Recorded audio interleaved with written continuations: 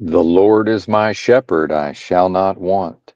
He maketh me to lie down in green pastures. He leadeth me beside the still waters. He restoreth my soul. He leadeth me in the paths of righteousness for his name's sake. Yea, though I walk through the valley of the shadow of death, I will fear no evil, for thou art with me. Thy rod and thy staff, they comfort me. Thou preparest a table before me in the presence of mine enemies. Thou anointest my head with oil, my cup runneth over. Surely goodness and mercy shall follow me all the days of my life, and I will dwell in the house of the Lord forever. What's happening? Benton here. The title of the stream, A Great Night's Sleep. And indeed, what's better than a great night's sleep, folks? Wow, amazing. Almost speechless. And it's not the cannabis. For those who may not know, I was off the cannabis for several months. Um, my last few months, probably the last almost 3 months in Los Angeles before I returned to truck driving, was spent cannabisless, so that I would be able to pass the drug screen for truck driving. And I've been smoking quite a bit of flower lately. I think yesterday, 3 blunts? But I can assure you, for me personally, the cannabis, uh, not necessarily a sleep aid. And almost every time I stop smoking after a period of usage, typically I don't sleep that well for at least a few nights, although that's not necessarily a given. And sleep hygiene in general, right? How many years now have the royal we, right, have folks in the so-called truth community, have people who enjoy these types of ideas that I talk about over here, so-called alternative ideas, which really are not even alternative by now. But when I began reading and researching um, more so about health, especially back in the weightlifting days when I was pumping myself up for several years, I quickly learned how important sleep and sleep hygiene are. Not always my forte. I've gotten better at it. Perhaps that's part of aging. I don't know. And I'm making myself, more or less forcing myself, to stay awake until about 6 p.m. Hilariously, because most days I'm ready to go to sleep around 3 p.m.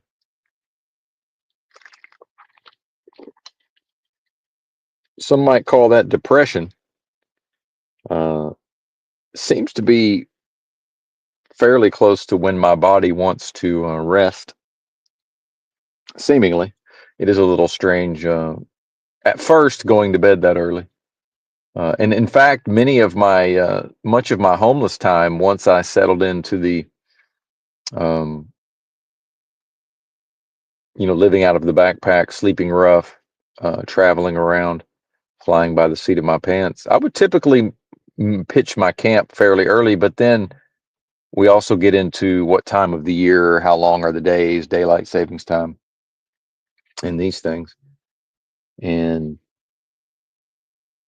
I guess that's neither here nor there. Not exactly sure why I'm even doing the stream, other than I feel good. Do, do, do, do, do, do, do. I knew that I would. Well, it's either this or listen to YouTube for an hour, and it's not like I won't be doing that most of the day. Got my coffee, already had my egg drink. Although some of the ingredients are now missing, I'm finding myself lacking motivation in many areas. Maybe we'll just do an audio blog on this one until I get into some sort of spiritual topics. But um,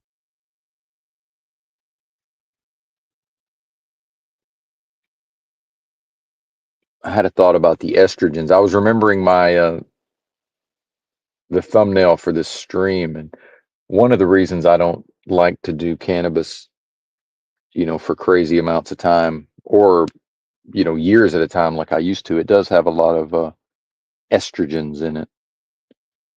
I can kind of see it on my face versus I was fairly testosteronized not that long ago, eating all that food, bebopping around San Francisco. We're trimming up now. We're trimming up now. Yeah, Brooke deviated from the routine and had 2 cans of apricots right before bed. Google said it should probably be okay. I was pretty hungry. Maybe it was the weed doing that to me. I don't know. 3 blunts yesterday, as I may have mentioned. I think that contributed. I'm not willing to panacea the apricots or the fruit before bed. I'm not willing to. Let's not go full bore panacea. But man, it was like one of those nights. And the cannabis helps with this side of things is just going to sleep at times and just blacking out, and there's no real dreaming, or if there is, there's no perception of a dream, no remembrance, just like that real, just straight to the deep sleep and then straight to waking up.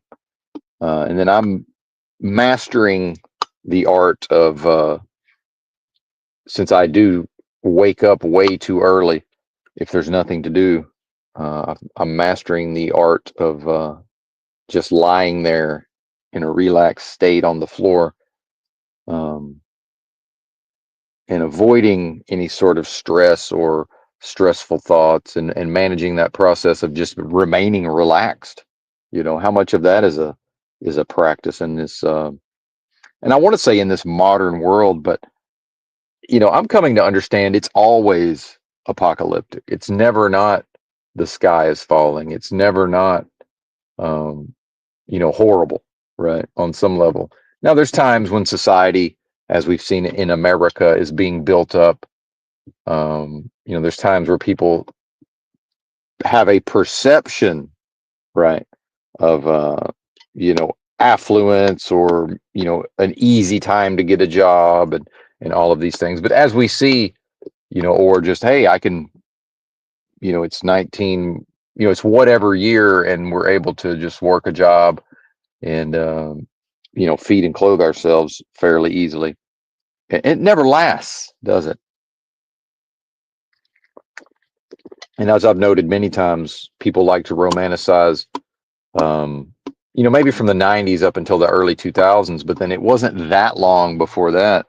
The inflation of the late 60s and all the way through the 70s, bleeding into the 80s, actually perhaps halfway through the 80s. In fact, it's still the case, although this might be broken soon. Who knows? But adjusted for inflation, all-time gasoline prices were, the all-time high was 1980, and I believe maybe it's been tied, or other times have been close to that. But 1980 gasoline adjusted for inflation, just as expensive as any other expensive time. Lest we forget, and I'm able to look back at the past without, while also remembering the things about the 80s and the 90s that sucked ass, and there were a lot of them, right? It wasn't just everything was wonderful. That's people are misremembering. I would never want to go back. No, thank you. Of course, that doesn't mean I necessarily want to be in 2025 either. Whatever this, cyberpunk, however we would refer to this, uh, you know, uh, the technological enslavement. It is somewhat amusing watching the younger generations freak out, and more and more of them seem to be understanding and accepting that they're wage slaves and there's nothing they can do about it. And communism certainly isn't going to be the answer. Although I would assert there's already communism in America. It's already a thing. Certainly authoritarianism is a thing. As I've noted many times as well, I had more freedom in this country, and by freedom I mean liberty. Realistically, what we're talking about is liberty.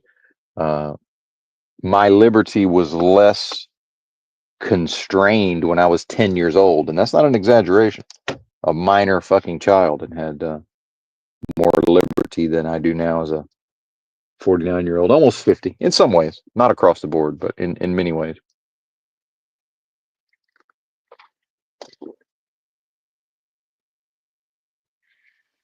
And back to the sleep hygiene, I don't have, a dog in the hunt as far as other people's sleep hygiene. However, what I am, which is one with the most super intelligent force of love and creation possible at the highest levels of vibrational frequency, a quickening spirit, right? It can never know death. I guess the more correct way to say that was it can know only life, therefore knows nothing of death. Back to the inversion of this realm, the built-in mind control from day one, being sacrificed by our parents, most likely the royal hour. One having been sacrificed to a pagan deity known as Moloch. This system of business, the never-ending series of business and financial transactions that the royal we find ourselves enmeshed in. And rhetorically asking, as dense as I can be, eventually, it struck me recently, have you or has one ever asked themselves rhetorically, why does society in America have to be based upon a never-ending series of business and financial transactions? And I know many people will attempt to argue, and yes, there are always exceptions to everything, even that statement, especially in a delusion, or maybe only within a delusion, I should say. Outside of the delusion, certainly such confusion would not exist. So back to what I am, when I'm presumably, I'm guessing here, but and I'm assuming that's what's going on right now, is I am never not one with that force. So presumably without the delusion, in fact, many of these states of being and experiencing are only possible within delusion, seemingly. And that's how I know it's a delusion, because of true knowledge of self, which I'm beginning to understand is the only true knowledge, at least from my perspective, which, back to the philosophy of solipsism, is the only perspective that matters, unless I'm doing what? Trying to climb the corporate ladder, then it matters a great deal. The thoughts, the opinions, the perspectives, the views of other people, especially with respect to little old Benton here. Right. Again, what would Jesus do / what wouldn't Jesus do? And if Jesus is a trigger, feel free to insert Buddha or Krishna or any other purported avatar of God. It makes no difference to me. Doesn't make any difference whatsoever to me. However, I'm going with Jesus. After they sacrificed me to Moloch, that's what they gave me, was these concepts of the Heavenly Father and Jesus and all of this. And Jesus as a Christ consciousness, as a personification of Christ consciousness, certainly works for me. So sticking with it. But back to the never-ending series of business transactions, and the mind will immediately, for most folks, rebel against the idea and try to find the reasons why that's not true. Okay, then what's the percentage of society that's based on business transactions? Because in seeking to negate the validity of my assertion that effectively, right, de facto, effectively, all of society is based on a never-ending series of financial and business transactions. Okay, then it's not 100%. That doesn't mean it's it doesn't mean it's zero. And this is how the mind works, the binary of the mind in many cases. Now, is this the mind control? So in seeking to reject the validity of what I'm saying, many people will try to take it to zero and make excuses for the system of business. And, oh, well, that's just, you know, it's necessary, in order to facilitate many things, but, it's only here but out of necessity, bullshit. I'm calling bullshit. So, okay, well, then if it's not anywhere near the 100% I'm asserting, sure, it's debatable. Then what is the percentage? What percentage for the purposes of this conversation, could be agreed upon, right? I don't know, 75%. I don't know that I would be willing, and I'm not even probably willing to go to 75%, other than for the purposes of the discussion, to keep the discussion going. Okay, let's call it 75%. And that leaves you 25% of what? Your own mental resources, your own emotional labor, your time, your resources, your effort. So you get to best case scenario, right? Even if it's 50-50, but let's just call it 75-25. Now, as an individual, you get 25% of your resources to be involved in things other than business, right? How's that ever going to work? Meanwhile, this place, again, true knowledge of self, this is how I understand this place so well. I definitely understand it much better. I'm much less confused than I was, 3 months ago.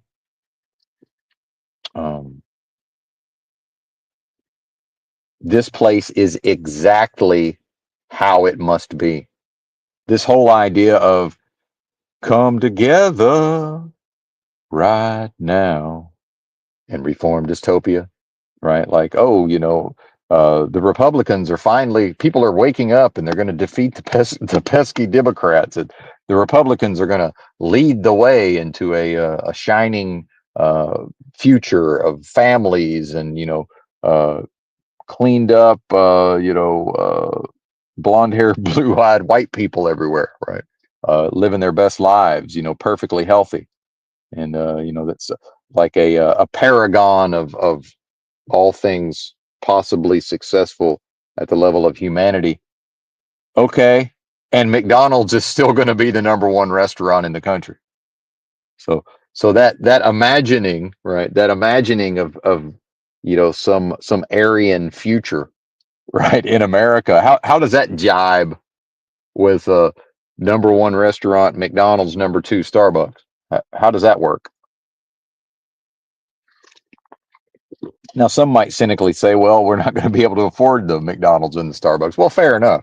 I would say you've never been able to afford it because of what it does to your body. Now, I don't mean the Starbucks coffee. I mean Starbucks is the number two restaurant, so they have food for sale in there as well.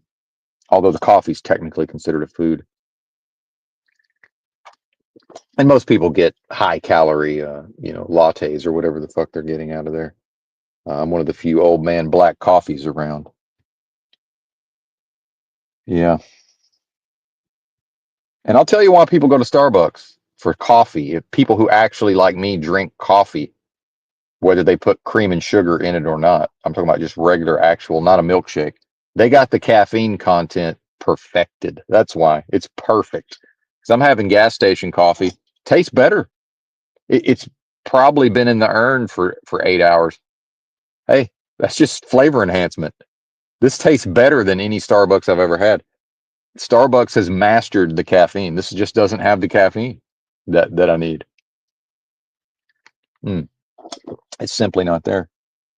So what I would say is that based on the nature of the delusion, the nature of the delusory realm, it must be based upon a never-ending series of business transactions. That's how the system, that's how the delusion, that's how the enemy, the antithesis, that's seems to be the major means of attack, attacking what I am, in order that I will not let this little light of mine shine. This little light of mine, I'm going to let it shine.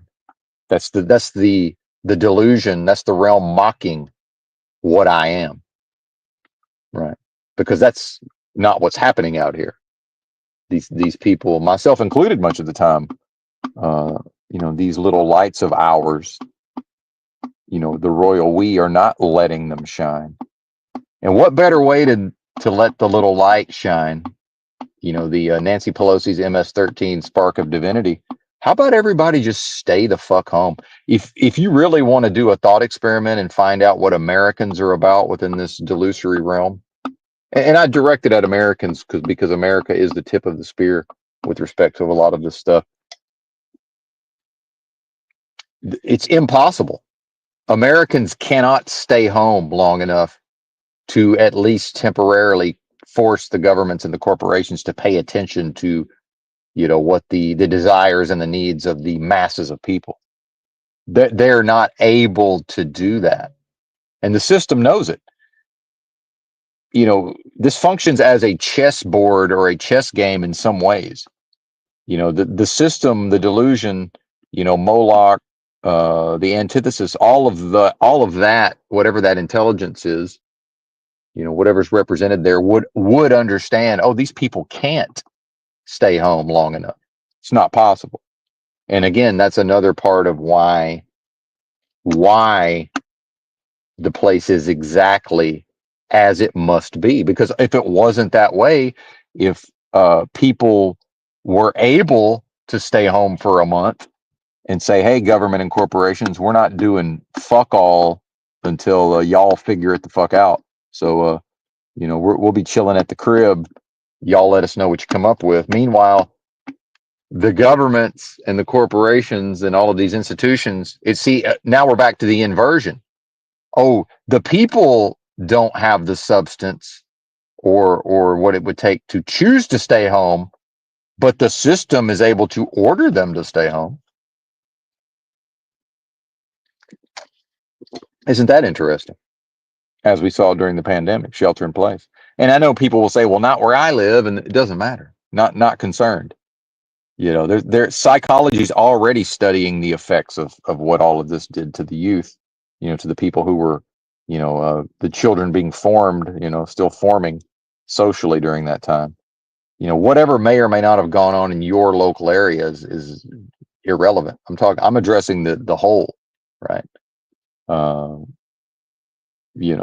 Virtually everybody was affected by this thing. What may or may not have happened in your backyard, to me, that's immaterial. And I recall my famous example of being on with Chalk Body Outline on a live stream, one of his live streams, and mentioning that at the time I was in Kansas City truck driving, and I had parked the rig and walked around to several different stores to get my supplies. And this was peak pandemic, man. This was peak lockdowns, peak masking. And I was the only person without a mask on. And I mean outdoors, everywhere. I walked all around.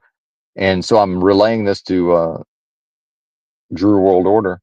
And we look down into the chat, and there's Chicken Little or Head in the Sand down there. Well, I'm in Kansas City. Nobody's wearing a mask. Oh, okay. Well, I guess I'm just a crazy person then. Right. Well, what it is they don't leave their house. And every time they look out their window, they just don't happen to look out their window when somebody has a mask on. And they themselves don't have a mask on. Therefore, nobody has a mask on. And this is where they are, right? Which is, I guess, technically true in that instance, in a way. But what does that have to do with, again, the price of tea in China? It's a cope. But then again, what isn't a cope? But it's also, what's the number one tool within delusion, right? Well, more delusion. Well, okay, well, let's just create more delusions for ourselves. Again, the royal hour, right? I will master these pronouns eventually. Bear with me. We're getting there slowly but surely. Again, we, the royal we.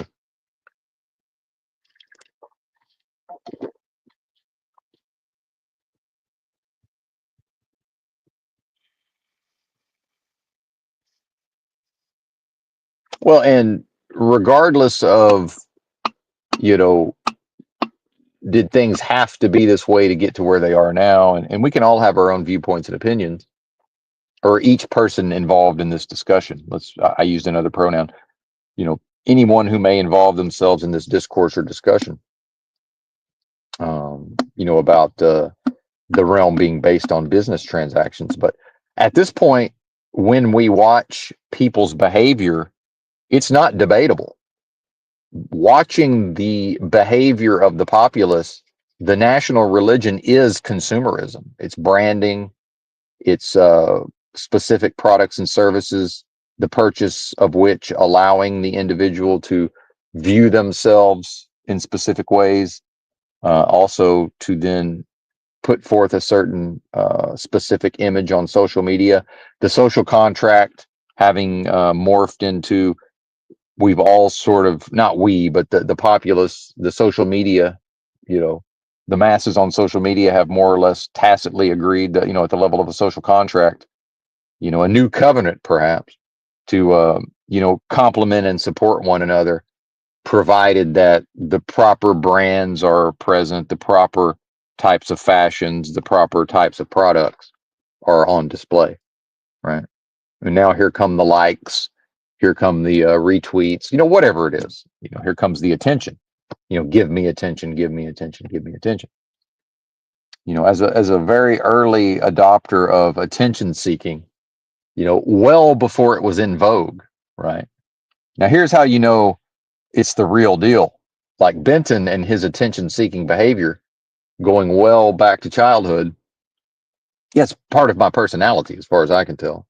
Certainly, I don't want to get too much into the astrology, but it certainly lines up with the rest of the birth chart. Mm. And then, of course, the weaponization of the my parents raising me in a mind control cult called the Jehovah's Witnesses, thus forcing me to interact with other humans way more than I probably otherwise would have. But yeah, a lot of attention seeking behavior. And that's just the norm now. Society itself is narcissistic. So there psychologically, these people can't stay home of their own volition for a month. And then there's no trust also. I talk about this idea of never surrender. Well, no spiritual surrender means no spiritual victory, right? Where is the spiritual surrender? Because, even if the word went around, okay, as many of us as possible are going to, sing Kumbaya and stay home for a month and have a love-in or whatever, whatever that would end up being, and to get these corporations and businesses' attention, right? And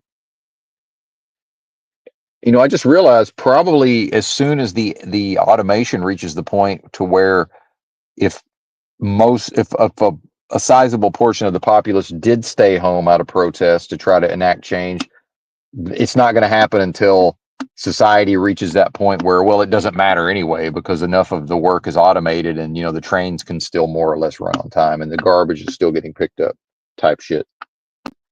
So almost like, again, a mockery, right? Then because again, all uprisings, as we know from the writings of Ted Kaczynski, all uprisings, all actions within the system, even the ones that seem to be performed to revolutionize or reform the system, will only ever seek to reform the system itself. Now, don't take my word for it. Feel free to read Kaczynski, but having read most of it myself, I understand that it's so dense and hard to get through that even myself I don't believe I got through all of it. Enough of it, certainly. And I don't mean the manifesto. I mean, he has some other writings, a lot of it letters, at least 2 books published. It's not a thing, right? So the system understands, and by watching people's behavior, this is the national religion. So they have to go to work. They have no choice. They must get that paycheck. So what happened during clearly the system understanding this new, during the lockdowns, well, we still, enough of the people must be supplied with enough Federal Reserve notes that they can continue their worship, or they're going to freak the fuck out psychologically. They're not going to be able to handle daily life, right?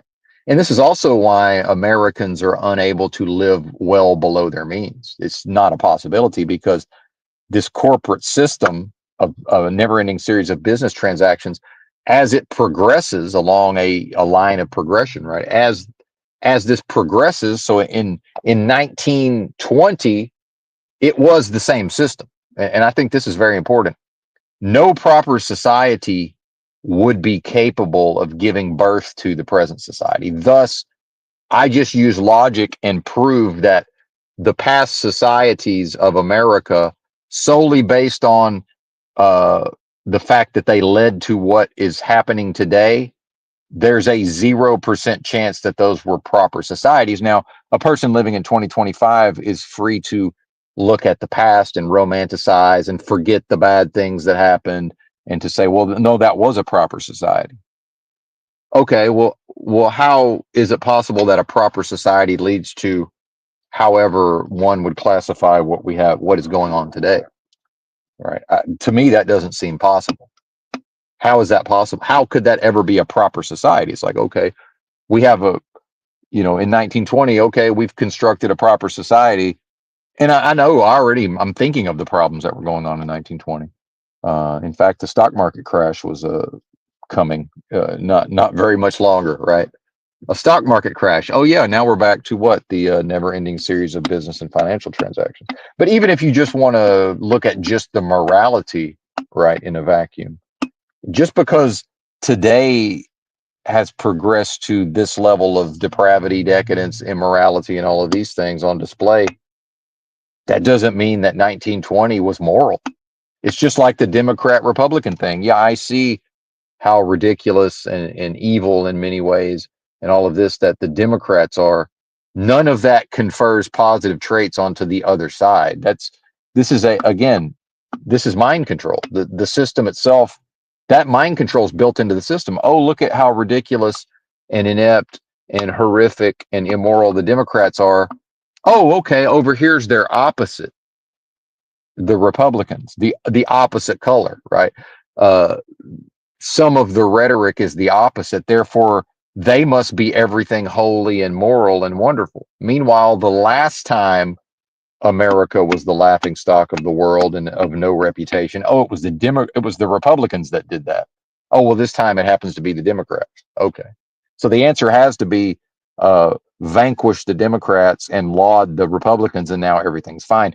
Meanwhile, that says nothing about the system itself. It says everything about the individual who says, hey, I just want to go back to my own delusions and being able to put my head in the sand. Can we pretty please with sugar on top get these Nancy Pelosi and Gavin Newsom and Kamala and Biden out of here so that I can go back to watching, college football and, drinking, I don't know if it's Bud Light or, just whatever Joe Sixpack is into. And realistically, that's what's being communicated. Can we pretty please with sugar on top just fix this shit as quick as possible so I can go back to chilling the fuck out? Right. And I don't mean me individually. I mean, in that thought experiment, that's the motivation. And then to have more children, right? Sacrifice those children to Moloch, right? To a never-ending series of business transactions, to your children viewing themselves based upon worship, meaning the money and the ability to access products and services in order to feel some type of way about themselves. It's disgusting.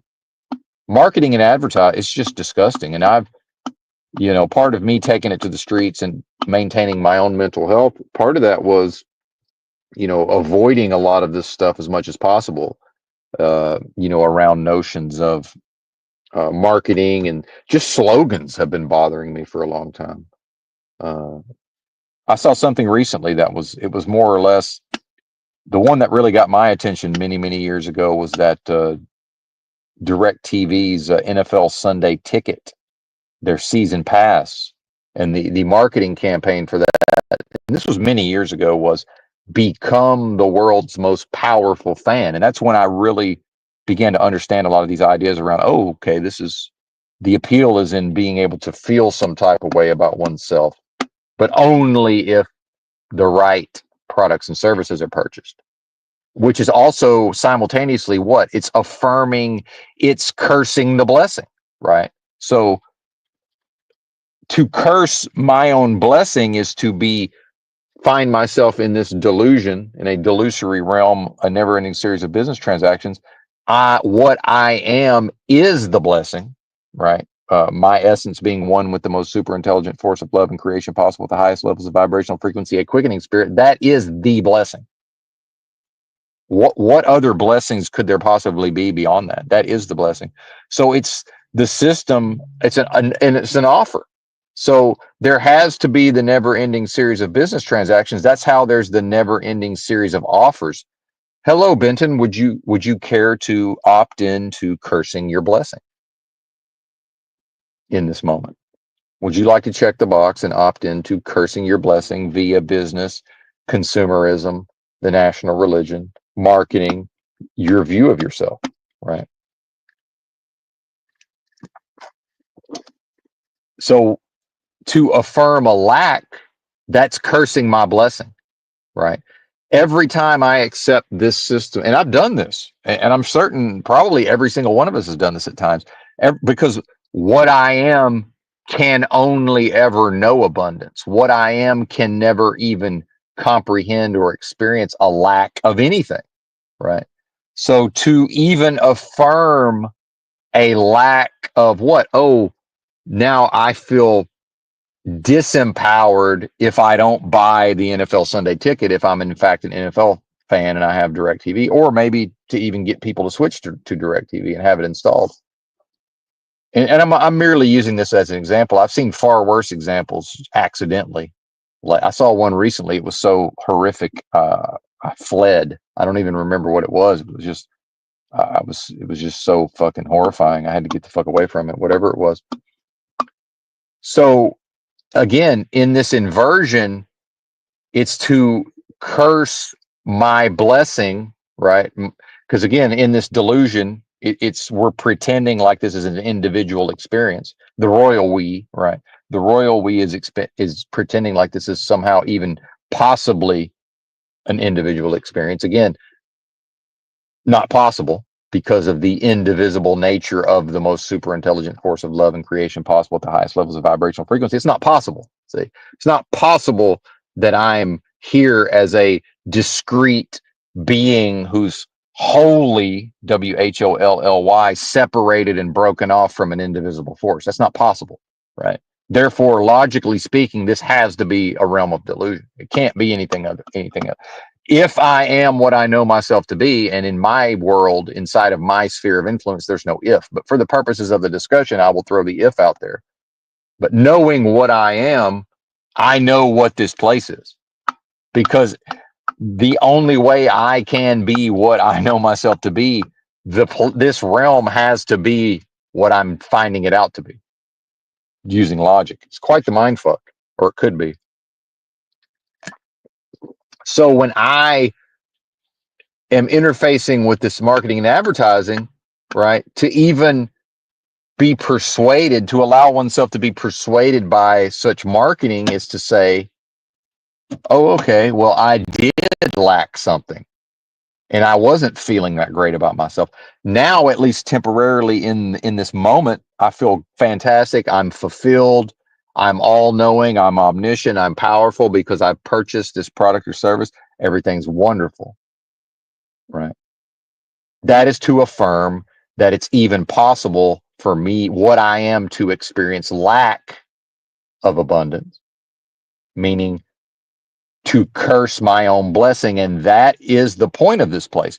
That is why this place is exactly as it is. It's in each new moment, the never ending series of offers that one would curse their own blessing. And that's the only way antithesis is able to eventually appeal, in some version of the movie's devil's advocate, to appeal via legalese and say, well, actually, I'm the shit, you know, I'm the real deal, not the most super intelligent force of love and creation. No, it's actually antithesis wants to be able to make its case, right? And in doing so, uh, it's involved itself in these a never-ending series of business transactions as life, right? Okay, we will replace, within this delusion, right?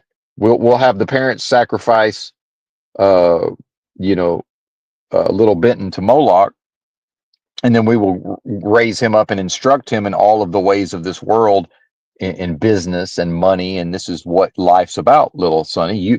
We had to work and bust our ass and make rich people richer. So do you. But at what point can't the people just say, well, actually, that shit sucked. Rich people are already rich. And how about we just not, again, how about the masses just knock it the fuck off? Right. And this is Stockholm syndrome. By the time somebody gets to my age or older, maybe even younger, the system they've been so ran through by the system of a never ending series of business transactions for so long within a delusion, they now identify with the validity of the never ending series of business transactions, even though for many folks it's been to their own detriment, right? It's sick, man. It's sick. It's a psychological illness, right? It's a sickness.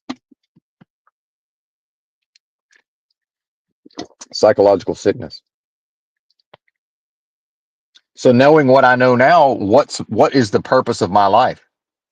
It's to celebrate the blessing of what I am while never again cursing my own blessing, which is blasphemy in the Holy Spirit. That's what is supposedly the only unforgivable sin. And people have never, if you look at the history of theology and people who study religion and the Bible, nobody's really ever come to a consensus. No, that's what that is. Blasphemy in the Holy Spirit is me, eventually accepting too many of those offers. And not me, I shouldn't even say me. It's an individual, eventually locking themselves into where in each new moment they're always going to curse that blessing. That's blasphemy in the Holy Spirit. That's what that is. Right. I've answered all questions. Where? Within myself. For who? For me. Right. When I say I've answered all questions, yeah, for me, within myself, on behalf of me, which is one with the most super intelligent force of love and creation possible at the highest levels of vibrational frequency. Yeah. Yeah. Whatever comes out of my mouth that other people may or may not be entertained by, and this is entertainment as far as I'm concerned, or maybe they make use of it in their lives. That's neither here nor there. Right. It's neither here nor there. Um, only within this delusion, right? In this delusion of an individual experience, which isn't even possible. If you are what I am, right? Now, if you're not what I am, then I don't even know what we're talking about. So again, back to the philosophy of solipsism. Maybe it's just me, right? Maybe it's that's me, right? The that's me meme, not the that's you meme.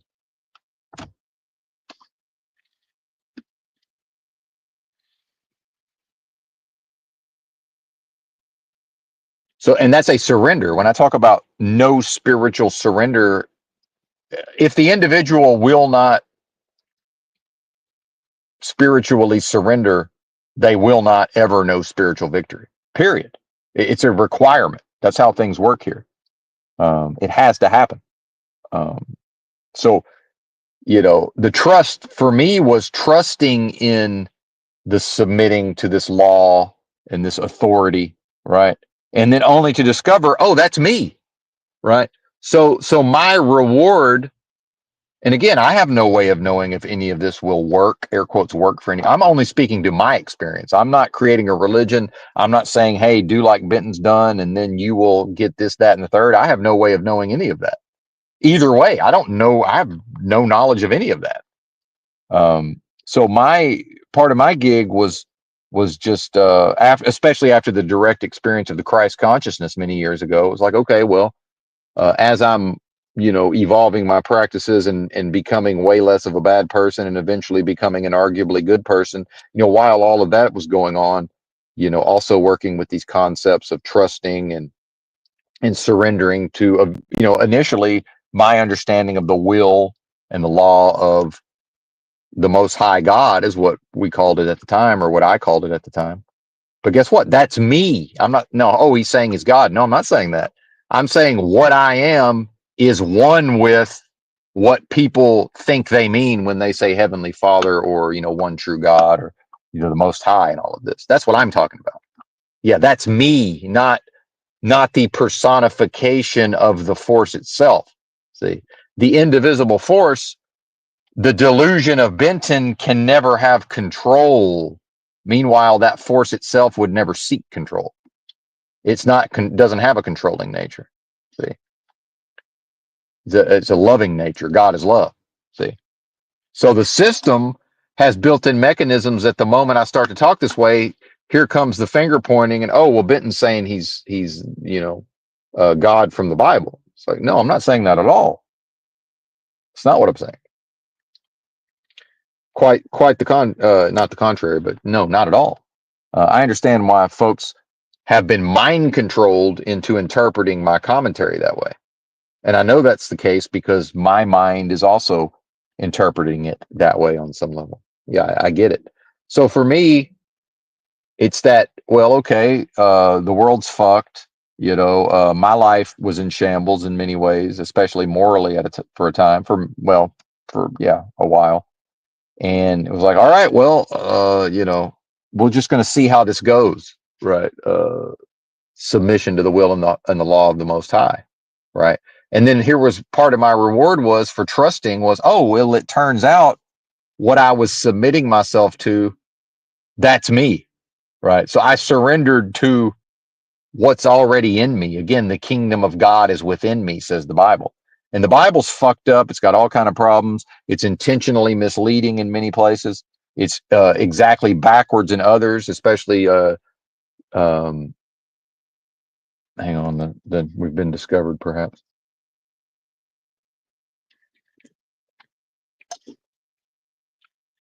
No, it's just a passerby.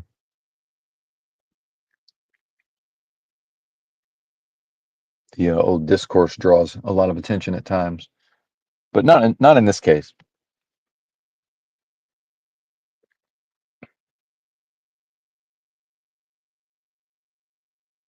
So when Jesus in the Bible talked about, if hate drives out hate, then Satan's kingdom is divided against itself and it cannot stand. And how can it stand? Asking rhetorically, that's not what that means. That's the inverse Christ meant in the Bible, assuming, we're taking the great leap that was a historical person. Again, I've got my own knowledge. I've got my own opinions. Again, for the purposes of the discussion, didn't speak English, but if Jesus did, maybe it was just changed. Actually, we don't know what was said. There's no way to know what was said, but the meaning would not have been anything about Satan's kingdom. The meaning would have been, in order for the most super intelligent force of love and creation possible at the highest levels of vibrational frequency, if it can be divided against itself, it can never be what it claims to be. Again, back to authority. It has to stand there or there's no authority, right? The authority of that force, the validity of that force, the authority and the validity of that force, right? Now, the authority is the part where evil and darkness has no power over the most super intelligent force of love and creation possible at the highest levels of vibrational frequency. Only within this delusion, or only within a delusion, now there can be some version of a matrix or a computer experiment, a simulation, a spiritual war, a bargain between thesis and antithesis. Okay, well, let's see how this thing plays out. That's what's happened. That's what you were born into. It's what I was born into, unknowingly, right? Because again, what I am can't fear unknowingly being birthed into a delusion as a helpless baby in a what's supposed to be a physical realm, even though it's not, right? And then sacrificed to a pagan deity of a never-ending series of business transactions. What I am can't even conceptualize the potential calamities that would follow, and what I am would know to the core of its essence that it can't be defeated anyway, because it can only experience victory. There is no defeat. Within what I am, there is no defeat. See, only within a delusion is the potential for defeat.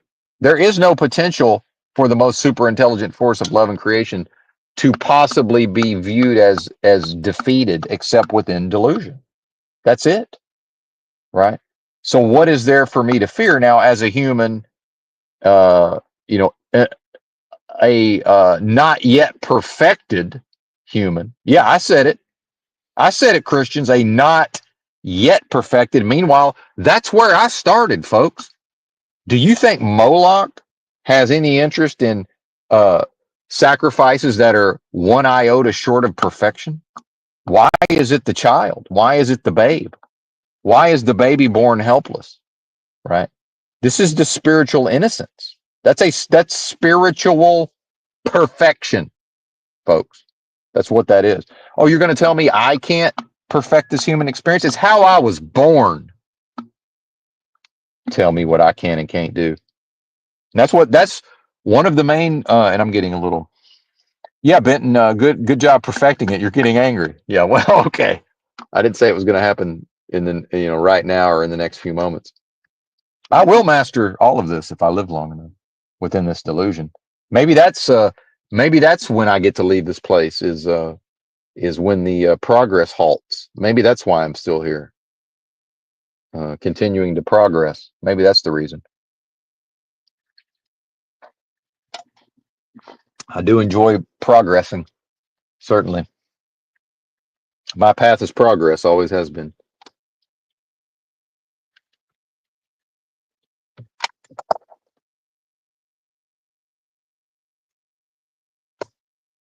And most people are stuck at the cursing their blessing stage and don't even know that that's what's happening. Right. And I was there for a long time. Right. And then little things started to seep in, like, being from the Bible Belt, this idea of, for much of my life, if I was going to sit down to a meal with people, there was always the awkwardness around, do we say grace in this particular instance? Now, which really only comes down to, is there anybody present in the group who's completely unwilling to eat a meal without saying grace, right? But eventually, as dense as I can be, figuring out, oh, wait a minute, the food doesn't need to be blessed. The food is the blessing, you bozos, in this context. Hey, bozos, the food is the blessing, right? So just like the baby offered to Moloch, right, the spiritually innocent and perfect baby, right, that is the blessing, right? Assuming its essence, assuming it's imbued with, right, within a delusion. It's already in a delusion, but assuming its nature or essence is one with the most super intelligent force of love and creation possible at the highest levels of vibrational frequency. See? And, I can decode a lot of this for folks who may or may not even, care or believe, or maybe it is just interesting. And that's fine. If it's just interesting, that's fine. There's no call to arms here, because remember, the only power is within me. I have effectively zero power outside of myself. Further evidence of the delusory nature of the realm, if it was a physically material realm and exactly as it presents itself to be, then presumably there would be some potential of a power to the people, right? Or me being able to persuade and influence and build power over time outside of myself. That's simply not possible. It's just not a thing. It's not how it works here. The power, the people have no power in this realm. Externally, collectively. See, it's important to be specific. If the individual in the delusion is what I am, they have almost unlimited power within themselves. What is their, now it comes, mastering the human experience becomes about how effectively and strongly can the individual tap into their own power, which is greater than anything any of us could possibly ever imagine. And I've known that for a long time. What's in me is greater than anything any of us could possibly imagine. I figured that shit out a long time ago, right? Because it's there. And when it's there, it's detectable, even if it's not immediately knowable or understandable or graspable or tangible, right? And now we get into what? Man's search for meaning. And I don't mean the literal book, but the idea, I believe that's Viktor Frankl, which I have not read, the idea of man's search for meaning, right? And now we've already made it collective because we're calling it man. See the inversion. The realm is already inverted. If the realm says, okay, well, the mind control says this must be a collective. This must be, and therefore there is no collective without what? Externalities, back to the internalization versus an externalization. And one of the first technologies I discovered in my paths of progress was just how regularly people thwart their own potential progress by externalizing certain thoughts and actions that will only ever be effective if internalized. And one of the ways in which I've arguably been more effective than other people at times is because of refusing to externalize on the one hand while being willing to internalize, as ugly and painful as that can be, right? I watched a video where apparently some influencer had a foot race. This jacked up, muscled, Hulk looking guy compared to some dude who's just naturally good at sprinting, right? And so they had a series of foot races, and the bulky guy got shown to be a fool, but he was just unable to internalize the loss, right? That's to his own detriment. So he's putting all of his efforts externally into coming up with the reasons why he, in fact, did not lose the 4 foot races. But here's how sprinting works. Some people can roll out of bed and kick your ass in a foot race, and you'll never be able to do anything about it. You can train all you want. You can eat whatever you want. Doesn't matter what you do. There's somebody somewhere can roll out of bed in the morning and beat your ass in a foot race. That's just how it works, right? In fact, the famous example was Jack Kerouac, one of my favorite writers, who was a running back in football and went to Columbia on football scholarship. And they talk about Neil Cassidy, the Adonis of Denver, they called him. And Jack Kerouac said, "Yeah, I run the 100-yard dash in 10 point whatever seconds." And he said, I raced Neil Cassidy. He said he passed me like the wind, just motored right past Jack Kerouac. So if Jack Kerouac was all identified, his identity became his ability to do things physically, right? Now, what did he do? I'm assuming he just internalized and realized, like, wow, this guy just naturally is way fucking faster than I am, you know. And not being in the modern context of all roads lead to narcissism, and again, somebody whose entire living, a young black person who's, his body and his personality and his online presence that's his business. Again, the never-ending series of business transactions. So in fact, Moloch's machine has figured out a way to incentivize him to not take his L, right? Don't take your L, sir. Whereas, again, what would be healthy would be to not repress, to not be in delusional and in denial, and just accept, and to shake the other man, to say, yeah, man, you beat me. Good job. And to also say, well, I know I'm pretty fucking fast. So you've accomplished something. So congratulations. Right. And I remember back when I was getting into the basketball playing and intentionally working on my foot speed and my jumping ability. I remember getting a little bit too cocky and decided to have a little 40-yard dash with just some random black kid around my age. The guy fucking dusted me, man. And then I just learned from it. I said, okay, well, I'm faster than most of my, and not even all, but I'm faster than most of my white peers, and probably most of my black peers are faster than me, at least the ones who might show up at a basketball court on a Saturday morning. And that's just how it is, right? So fucking what? How is this influencer diminished because somewhere is a guy who can roll out of bed and kick his ass in a 40-yard dash? Like, what's the difference? Right. And ego, right? Again, it's Moloch's machine and the mind control. How much of the way 2025 operates, it's a lot of it's based in what people think they mean when they refer to ego, right? Especially with how people view themselves. How does the individual view itself? Dare I check in with the comments? I don't know. Let's see.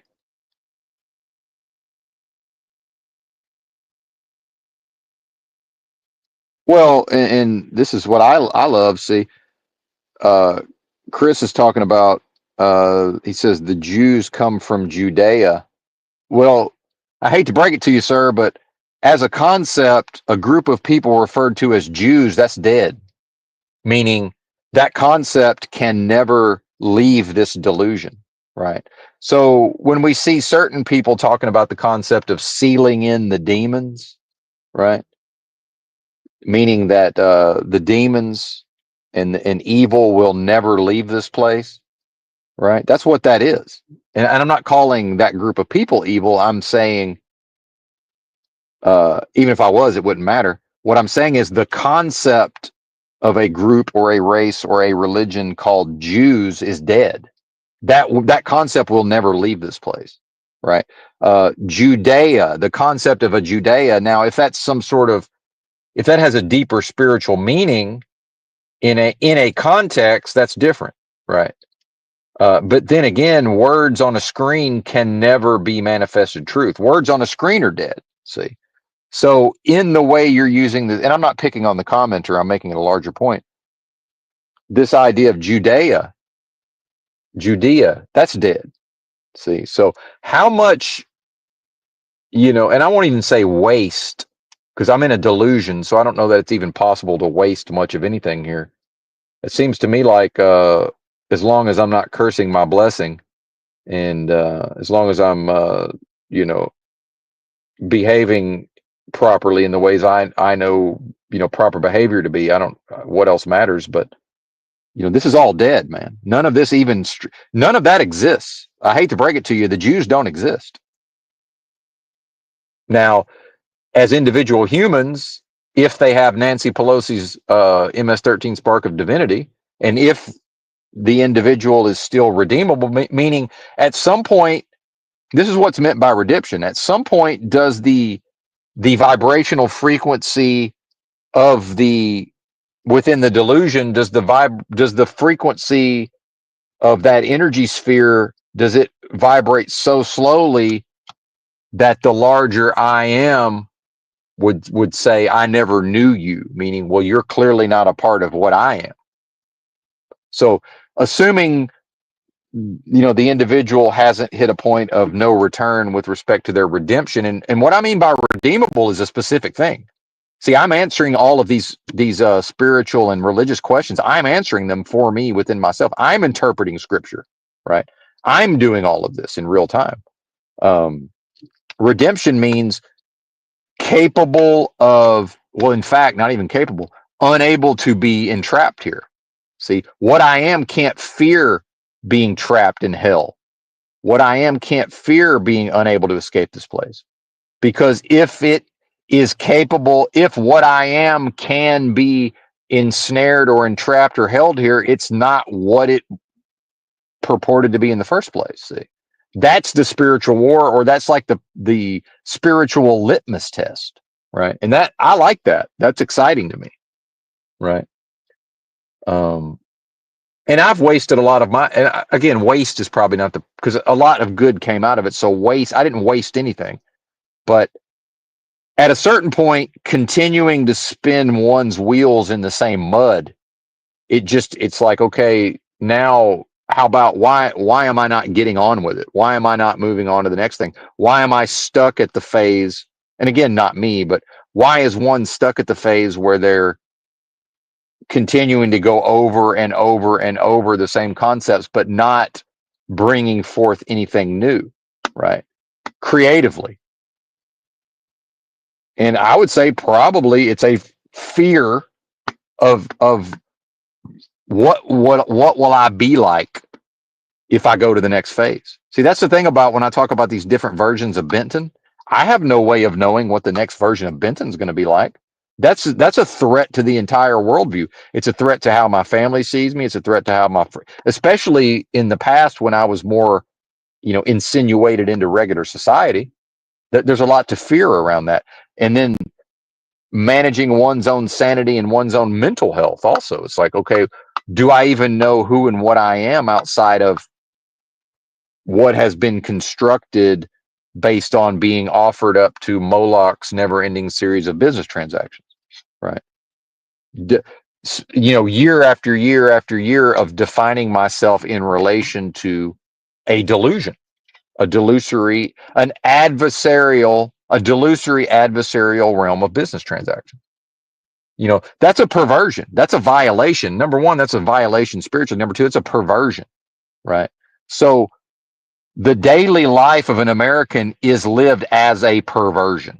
Period. That's what that is. And I don't mean sexually, although there can be sexual elements.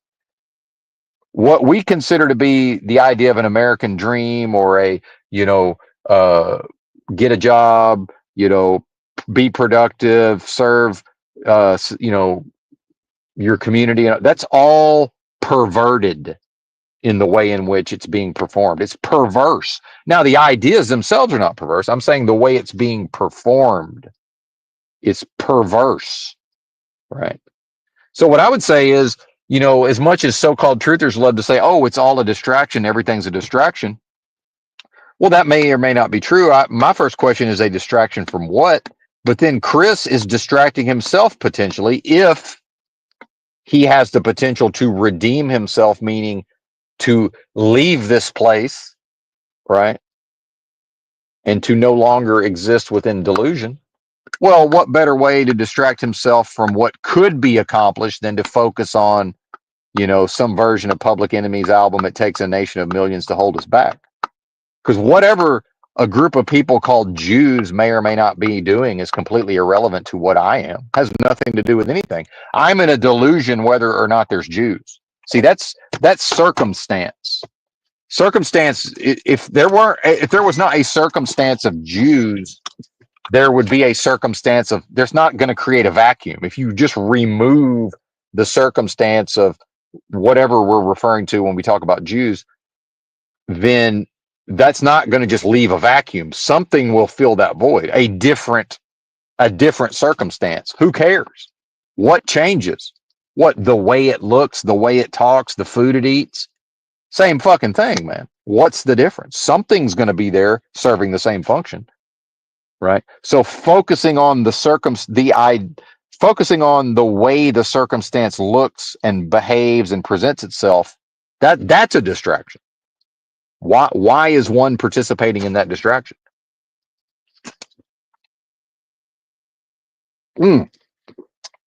What I am can't worry.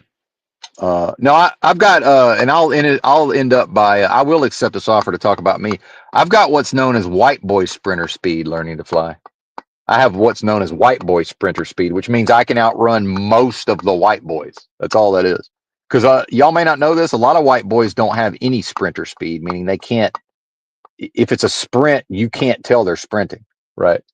I merely have white boy sprinter speed, meaning now probably not at age 49, but even into my early 40s, I could still hit that top sprinter gear for a brief time.